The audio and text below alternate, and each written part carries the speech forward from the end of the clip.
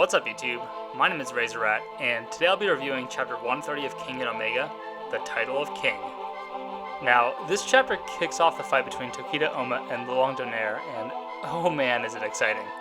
Lolong is a clean and precise leopard of a human that goes straight for the jugular, and Ohma, oh boy, Ohma has definitely got some new tricks up his sleeve and showcases an amazing one right off the bat. So, before getting into the exchange between our two top-tier fighters, I'm going to put a spotlight on Lolong's past fighting career as it is revealed almost in full during this chapter. We find out that Lolong's title of King refers to him being the top gladiator in Purgatory, who only the strongest A-list fighters have an opportunity to challenge. Not only that, he has gone undefeated with a 422-0 record since the inception of Purgatory itself as an underground fighting organization. And holy smokes is that impressive. To put this in perspective, Wakatsuki has a Kengan record of 309 wins and 3 losses. This record displays his absolute dominance, but firmly states as well that even the Superman has some weak points, in that he lost to Hatsumi Sen, once, who uses soft techniques and that was a bad matchup for him.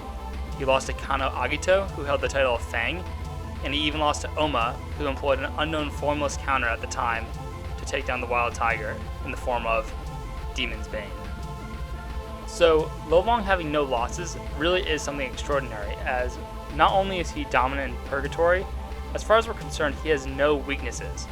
No one could outmaneuver him, no one can outsmart him, no one could pinpoint even just one weakness, enough to muster a draw against him perhaps. No, Lolong stands supreme, and I think we're about to witness a man who stands at the pinnacle of strength and form. To double down even further on the hype train, we learn that before joining Purgatory, Lolong had already acquired enough skill to be at a teaching point in his career, where he taught martial arts in the Philippine Army. He served as a bodyguard in the underworld as well, and even fought Kuroki Gensai to a draw. The man, if we remember, was so peerless in his strength that the monks at the temple he trained at felt bad that he would never find a worthy opponent. However, it would seem that King and Ashura omitted just enough information from Kuroki's backstory to include Lolong as a new monster character in Kengan Omega.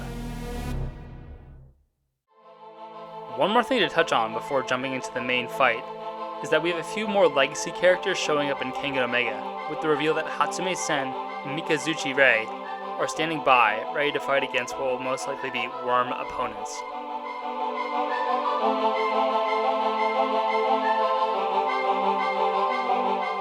Now, on to the main fight. Lolong makes the first moves whilst in a salat stance, as confirmed by fellow user Misasa, and unleashes a series of quick jabs to Ohma's face. Of course, Ohma is no slouch himself and dodges the successive attacks coming at him. This is where we find out one of Ohma's new skills, which is that he is reading the inception of intent of Lolong's attacks, which means that he is able to react and dodge accordingly before the attack has even been launched. This is totally awesome and highly impressive, as Kano himself points out, which is quite appropriate, as the first time we saw this technique in use was back in Kengan Ashura during the fight between Kano Agito himself and Kuroki Gensai. Both men dodged many of each other's initial attacks, almost as though they were apparitions, by reading each other's minds basically. Even Carlos Medel points out how impressive this feat of Ohma's is, as he couldn't master the inception of intent until he was in his 40s.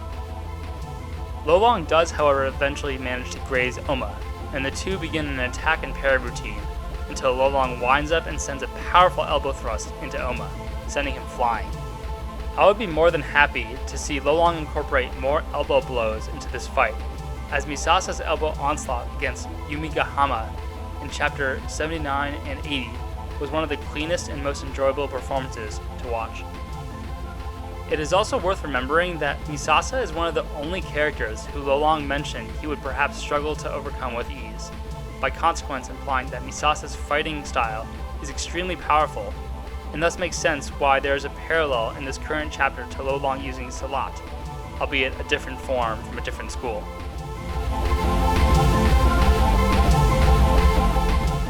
To top the epicness of this chapter, while us readers are blown away by this new weapon of inception of intent in Ohma's arsenal, Lolong basically dismisses this as not even being a factor in the fight that will help Ohma achieve victory.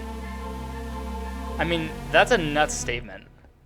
After witnessing one of the strongest defensive techniques in the series, Lolong is unfazed, which means he either has a consistent way around it, or is just so confident that if he throws enough strikes, he will inevitably fell Ohma.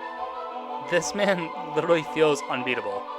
I know I should have more faith in Ohma, as Rito and the other Kengan members do right now, but wow, just wow. I'm going to be so impressed if Ohma manages to come out on top, even though we've seen very little in the way of fighting from Lolong so far. All I know is that this fight is awesome, and it's going to be even better with each chapter coming ahead.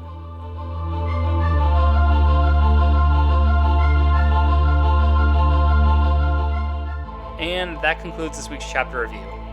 I'm frankly at a loss for words, as I didn't know Lolong could be hyped up even more, but clearly the series doesn't intend to stop hyping him up even after the fight has begun. Let me know your guys' thoughts in the comments below, and that's it for me. Razor Rat, scurrying on out of here.